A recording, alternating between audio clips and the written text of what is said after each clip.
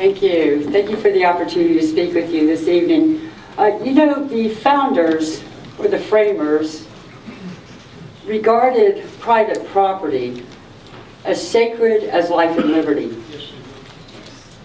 The right to own and control private property is an inalienable right, and it was protected by the Constitution. But Washington lawmakers and bureaucrats, environmentalists, and the United Nations have been plotting to abolish private property, take control of the economy, control education, and control and reduce population. They're doing this in a package, a global plan that they call sustainable development. And I'm here tonight to share with you 8 months of my research, learning about the history of sustainable development, and I'll connect the dots to its implementation at the local level. The concept of sustainable development arose after the 1974 United Nations adoption of a declaration for the establishment of a new international economic order. The document was written by developing countries and called for the regulation of multinational corporations, the authority to nationalize foreign property, the authority to establish commodity monopolies, and the transfer of technology and technical assistance. The document showed clearly that the delegates to the UN General Assembly accepted the idea that governments should virtually control the economy and that equity was the primary objective. This document was largely ignored by developed nations, but many of these UN delegates took these ideas to other UN conferences. For example, the 1976 UN Conference on Human Settlements, or Habitat 1. Here is an excerpt from the preamble. Land cannot be treated as an ordinary asset, controlled by individuals and subject to the pressures and inefficiencies of the market. Private land ownership is also the principal instrument of accumulation and concentration of wealth, and therefore contributes to social injustice. This preamble sets the stage for 65 pages of very specific land use recommendations. Among the many recommendations are to redistribute population in accord with resources. Government must control the use of land to achieve equitable distribution of resources. Control land use through zoning and land use planning. Excessive profits from land use must be recaptured by government. Public ownership of land should be used to exercise urban and rural land reform. And owner rights should be separated from development rights, which should be held by public authority. This established the direction for the UN's recommendation. The term sustainable development entered the vocabulary during the 1990s and has virtually permeated every facet of American life. The term was first defined in the United Nations 1987 report of the World Commission on Environment and Development called Our Common Future. The commission was chaired by Gro Harlem Brundtland, who was also the vice chair of the World Socialist Party.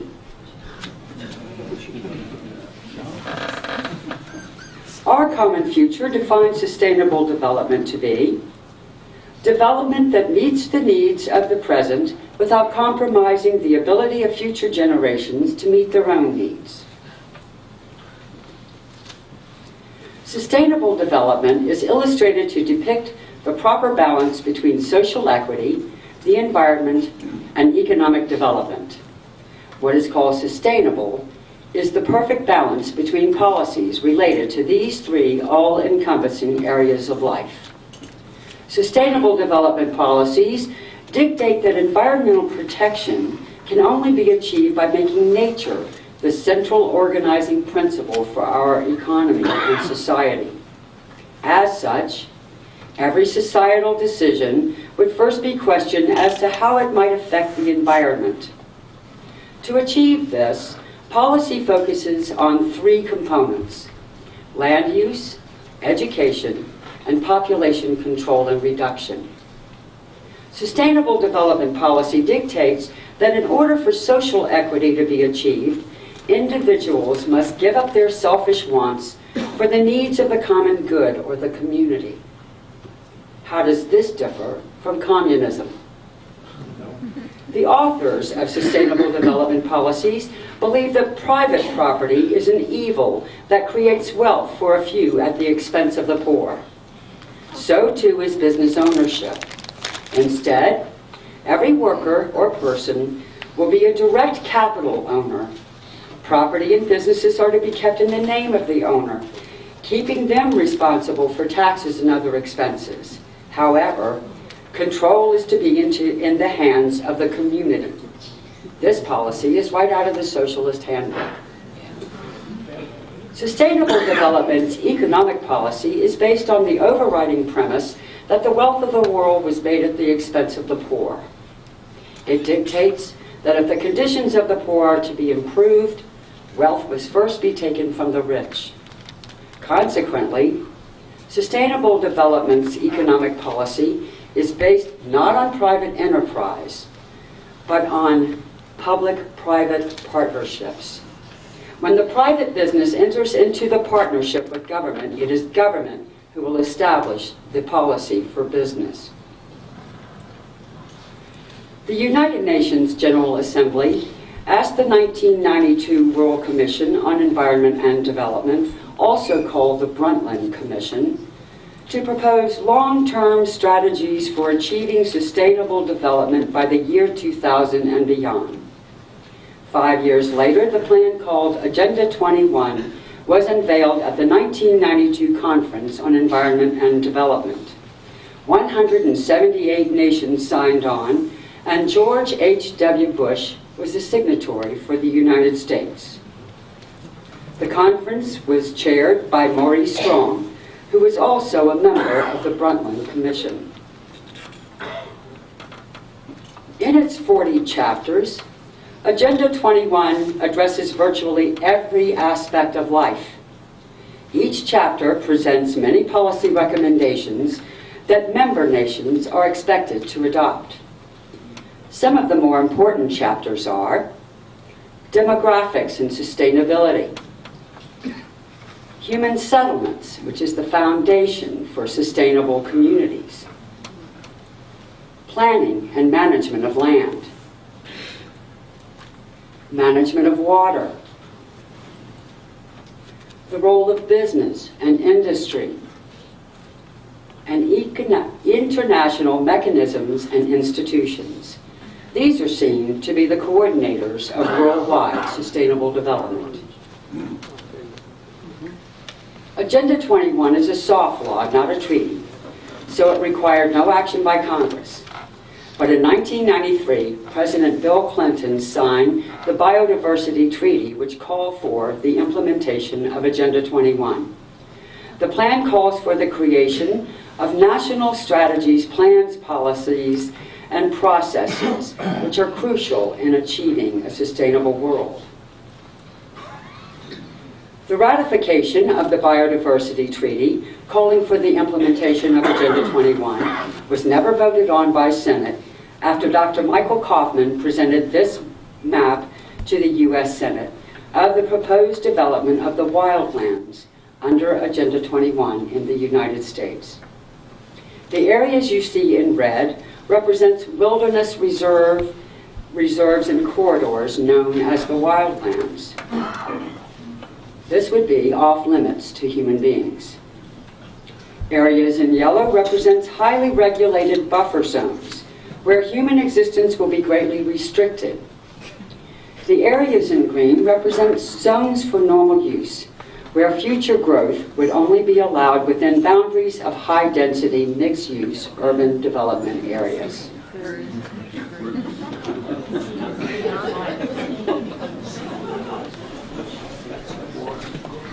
Six months after his inauguration, President Bill Clinton issued Executive Order 12852, which created the President's Council on Sustainable Development on June 29, 1993. The Council's membership included 12 cabinet-level federal officials, Jonathan Lash, President of World Resources Institute, John Adams, the Executive Director of National Resources Defense Council, Diane Dillon Ridgely, President of Zero Population, Michelle Perrault, International Vice President of Sierra Club, John C. Sawhill, the President of the Nature Conservancy, J.D. Hare, President of the World Conservation Union, Kenneth L. Lay, CEO of Enron Corporation, and William D. Ruckelshaw, Chairman of Browning Ferris Industries and former EPA Administrator. The purpose of the President's Council on Sustainable Development was to translate the recommendations set forth in Agenda 21 into public policy administered by the federal government, and they created the first version of Agenda 21 called Sustainable America. An early achievement of the Council was the development of 16 We Believe statements, among which is statement number 8. We need a collaborative decision process that leads to better decisions, more rapid change, and more sensible use of human, natural, and financial resources in achieving our goals. This new collaborative process is called the consensus process.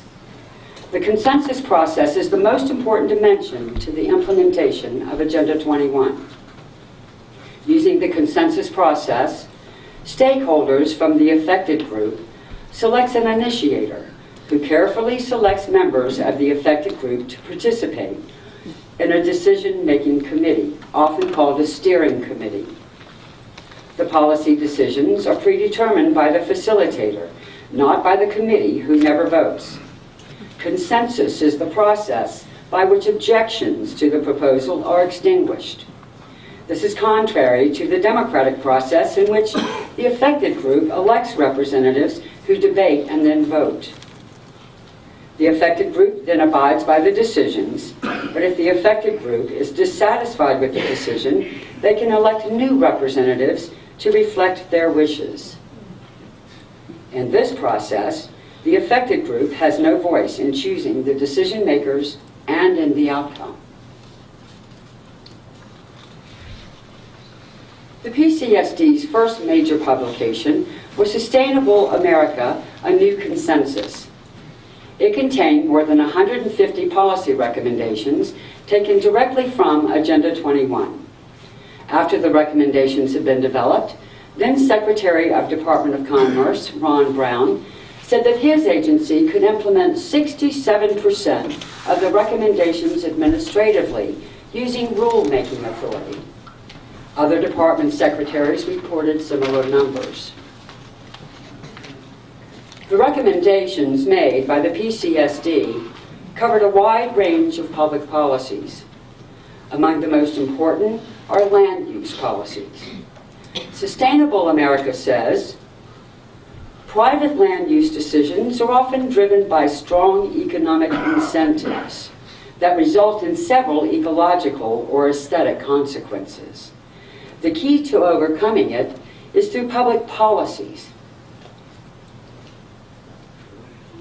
The 1990s saw an expansion of government control of land use. By 1997, the federal government already owned 1/3 of all the land in America. State and local governments owned another 10%.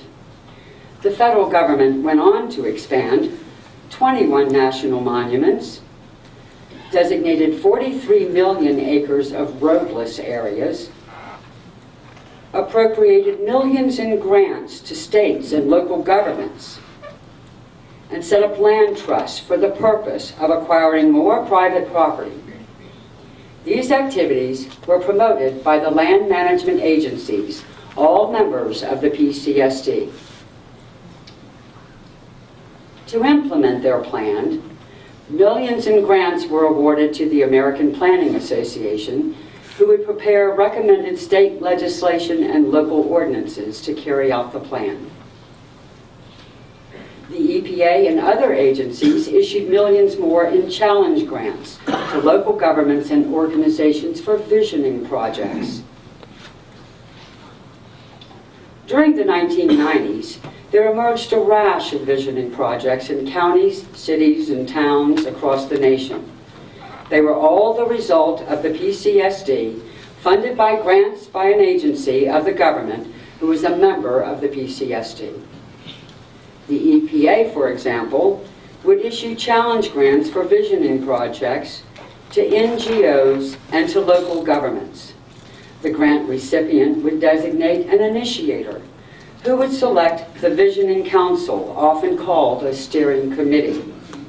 Those selected are generally business leaders in the community that in many cases stand to gain financially from the implementation of the goals. To spread this process across the country, the EPA coordinated a smart growth network consisting of dozens of non-government organizations. Among them was the American Planning Association, the Conservation Fund, the National Resources Defense Council, and the Sierra Club. All of these organizations have promoted government control of land use since 1976 UN Conference. In each of the communities where visioning councils were established, their starting proposal was the recommendations of the PCSD. Their objective was to present PCSD's recommendations as local goals for the community. Through the consensus process, remove any objections that might arise. Develop specific recommendations to achieve the goals. And the result is the vision and a new comprehensive plan of action. This process takes typically 12 to 18 months, during which the local initiator begins to issue press releases and to involve local media to introduce the idea of building a sustainable community. The idea is to build so much public support for the sustainable community as defined by the Comprehensive Plan of Action that elected officials will have no choice but to rubber stamp it. Local government officials generally have no idea that the goals for the community came from the United Nations Global Plan, Agenda 21. Partners for sustainable development include ICLEI, the International Council for Local Environmental Initiatives. They now call themselves Local Governments for Sustainability. ICLEI provides technical consulting, training, and information services to assist local governments with the implementation of sustainable development. Their basic premise is that locally designed initiatives can provide an effective way to achieve local, national, and global sustainability objectives. There are 609 counties and cities who are dues-paying members of ICLEI in the United States. 18 of those members are here in Virginia. The ICMA is the International County City Management Association. ICMA provides technical and management assistance, training, and information resources in the areas of performance measurement for the local government community. The American Planning Association is one of the many members of the PCSD. They partner with ICLEI and ICMA in the implementation of sustainable development. They developed the tools available to localities to facilitate the implementation of sustainable development policies. The Renaissance Planning Group is an urban planning firm. They played a critical role in Florida's Forever program. The Forever program is Florida's premier conservation and recreation lands acquisition program. Florida Forever is the largest public land acquisition program of its kind in the United States. Approximately 9.8 million acres of conservation land was purchased under the Florida Forever program. The Virginia Municipal League is an association of city, town, and county governments. They are partnered with ICLEI and other organizations to develop the Go Green Virginia initiative to accelerate the implementation of sustainable development policies. They have also worked with the Renaissance Planning Group. All of these organizations are on a mission to transform local governance using rule-making authority to create a new form of governance by unelected authority. Each mandate, policy, and agenda is based on the principle that the collective good is more important than individuals' rights. This is in direct opposition to the principles set forth in the Declaration of Independence. In 2007, the Virginia State Legislature passed land use provisions in HB 3202 that mandated that counties with a prescribed growth rate establish high-density urban development areas. Currently, there are 67 high-growth localities required to establish urban development areas. The localities must allow for compact densities of at least 4 units per acre, but many localities are calling for densities up to 18 units per acre. They must incorporate the new urbanism design principles, such as interconnected road networks, pedestrian accommodations, and bike paths. In June of 2008, an organization called the One Planet Communities was invited to a conference of the Virginia Sustainable Building Network to give a presentation of their proposed One Planet Communities ideas. This is one of the slides from that presentation. Note the proposals made include 58% less electricity, 23 gallons less water, and that's per person, per household. Vehicle mileage time down 65%, 50% reduction in car ownership, and 40 electric car solar-powered charging stations. Now, when I went to CPAC, I was amazed to see they already have car sharing in DC, and they're electric cars.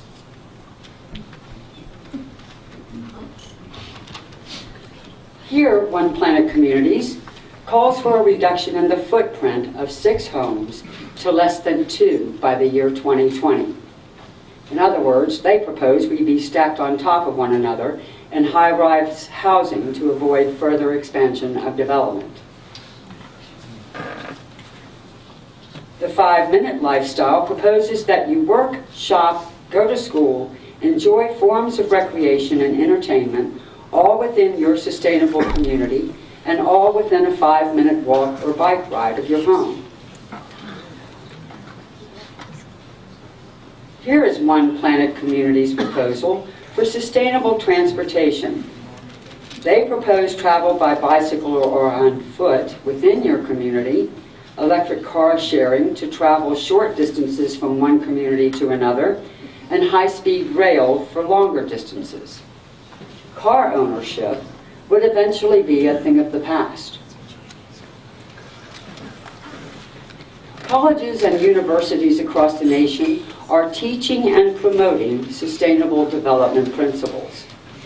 Sustainability programs have also entered the K-12 public school system.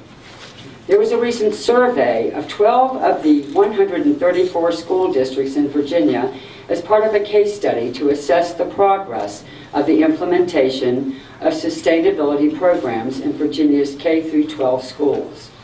The goal is to ensure that our children, the leaders of the future, are well indoctrinated in sustainability practices.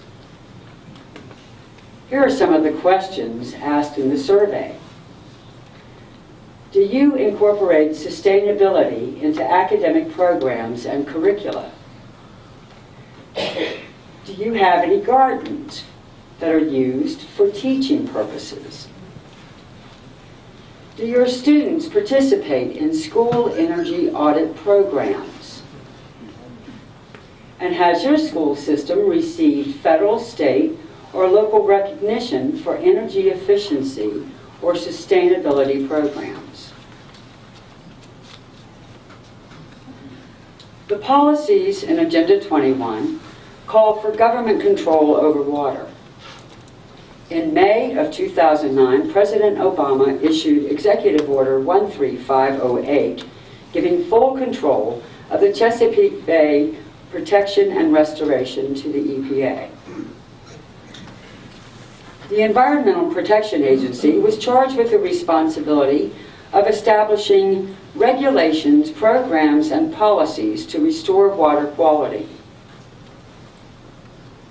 establish best agricultural conservation practices, strengthen stormwater management practices for land, assess the impacts of climate change on the bay and develop strategies, develop focused and coordinated habitat.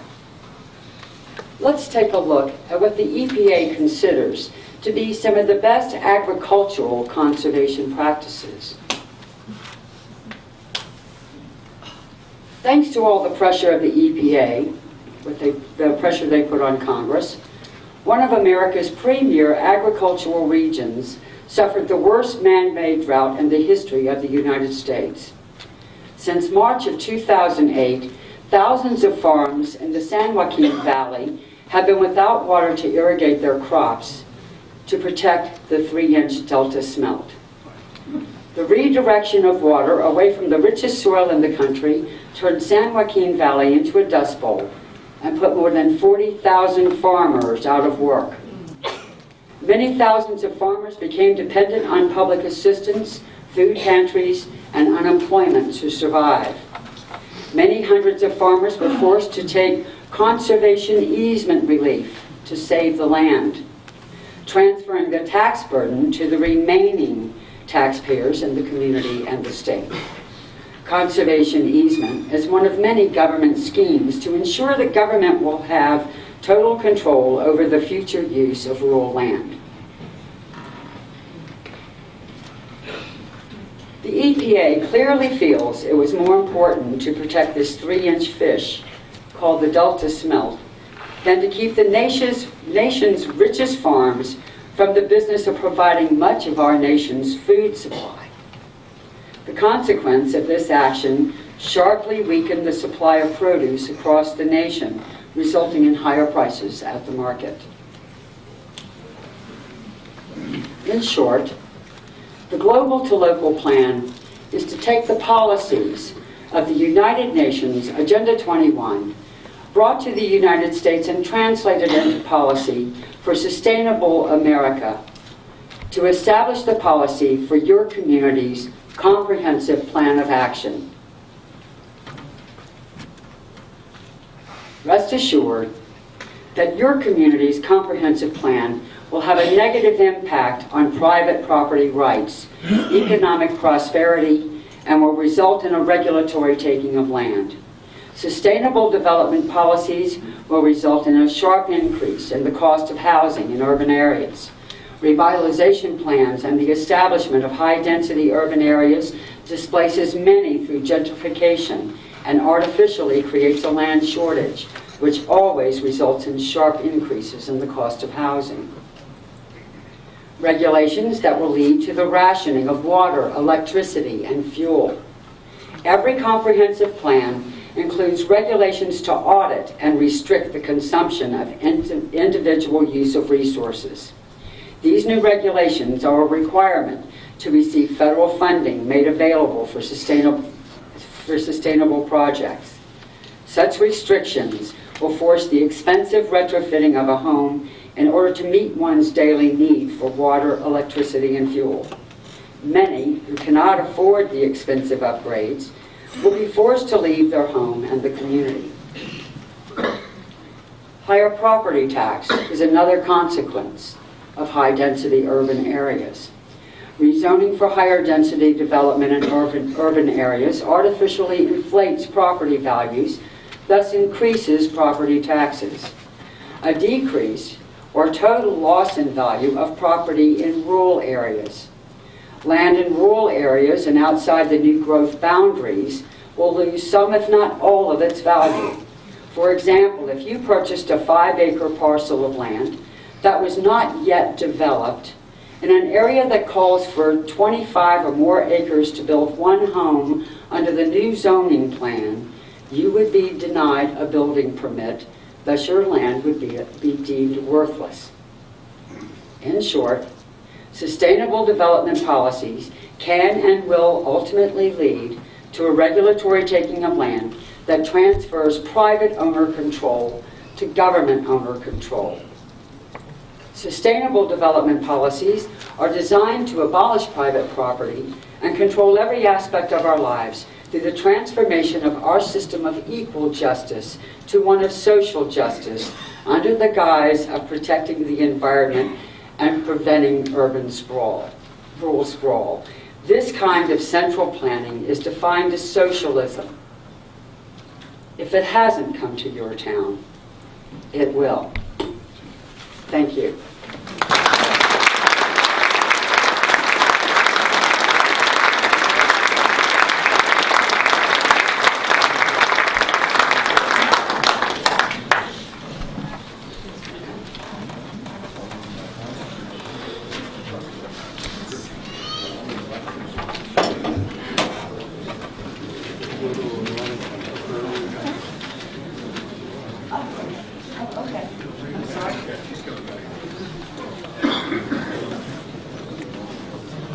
Sorry, I was told I could have a question and answer period. I have a comment. Didn't realize that. I thought we were...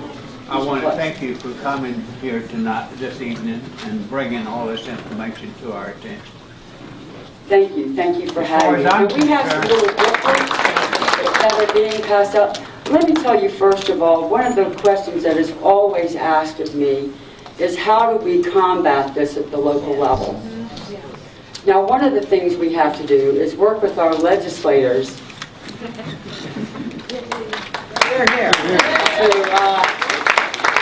for those who are willing to work with us, to stop the passage of a lot of these very egregious land use pieces of legislation, land use laws. Conservation easement relief it can be a very wonderful thing. But just remember, when you have and it's fine, when you have to do it to save your farm, but when there are strict regulations that force you by regulation to have to save your farm by taking conservation easement relief, then we have to look to government to fix that. And also be mindful of the fact that when government offers you a way to get tax relief by preserving some of your land into perpetuity, remember that every tax break that you get transfers a tax burden to someone else. This is a redistribution of wealth. And we need to be very mindful of the consequences of some of the relief that we take for ourselves and how it impacts others in our community. Every incentive, every subsidy that is offered by government to implement these socialist plans are on the backs of the taxpayer. My county paid $900,000 for their visioning project and a comprehensive plan to the Renaissance Planning Group that has 150 action items that are nothing but a socialist land grab of property and of your rights to use your property as you wish. And if it's fully implemented, the language is so vague, they can come in with regulations and ordinances to put that action plan into motion. And it has the potential of cap and trade. So this is something we need to be mindful of. Now, there's no silver bullet here. And there are some counties where we're fortunate enough to have local government officials that have come to understand this. And they're not accepting these plans at the local level. So legislators, just want to let you know, you may have some localities that are not going to establish urban development areas. We have a gentleman coming down, Richard Rothschild, on April the 6th to speak to a group. It's in Richmond at the Crown Plaza Hotel downtown. The event starts at 6:30, ends at 9. You all are invited. It's free, open to the public. You are given a parking voucher for anyone who attends. If anyone wants to stay overnight, we have hotel rates for $79. Richard Rothschild ran in Carroll County, Maryland on this issue and won his seat as commissioner. Yes. His first order of business was to reduce the cost of government, the size of local government, and the cost of local government by nearly $500,000. His second order of business was to kick Ickley out.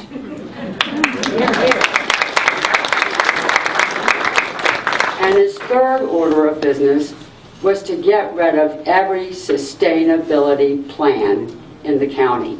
He will be there to speak about what he's done in his community and how he's going about dealing with it with the state and federal government. One thing, he is not taking state and federal money any longer. He is looking for a way, even if it means that they have to exist on a shoestring budget, providing only essential systems in government until they can bring some common sense to the state and federal government. Yes, I have a question back here. It's a little off track, but I'd like for you to explain that. What do you get out of this, and how do you fund yourself? How do you get funding? Well, I was starting to talk about this. We've started an outreach project. Someone has some little booklets that they're going to be passing out. I wrote the little booklet. It gives lots of information, something you can take home with you. It has some websites in there, resources of the materials you saw this evening. So we should have enough for everyone to take one with them. We are also producing DVDs. I travel around the state. I make 3 to 4 presentations a week. And I have been doing this now for 6 months. I am a volunteer, the executive director of Virginia Campaign for Liberty. I don't make a dime, and my contribution is to drive my car, spend money to put gas in my car, and that's my contribution. And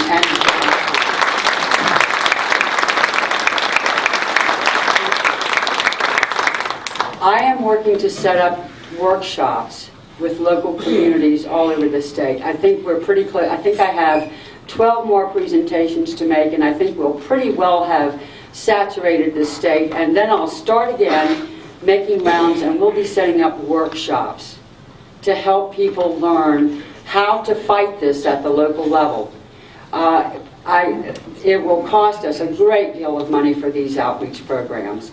Not only are we doing workshops for all of you, but we're doing workshops for local governments to learn how to use coordination to fight back against local and state government. We have some coordination experts who are coming here and training those communities who are interested in coordination. We will also be working to educate more of our legislators. And it does cost money to print these materials. I have in the back on, I believe it's the table for the Constitution Party, back here in the back corner, there are some cards and envelopes. If you would like to contribute to help us with this outreach program, we would very, very much appreciate it. We depend on your contributions to continue to do what I'm doing tonight, and that is to teach people about the truth of what is going on in our communities. And now I'll start taking your questions. I'm sorry.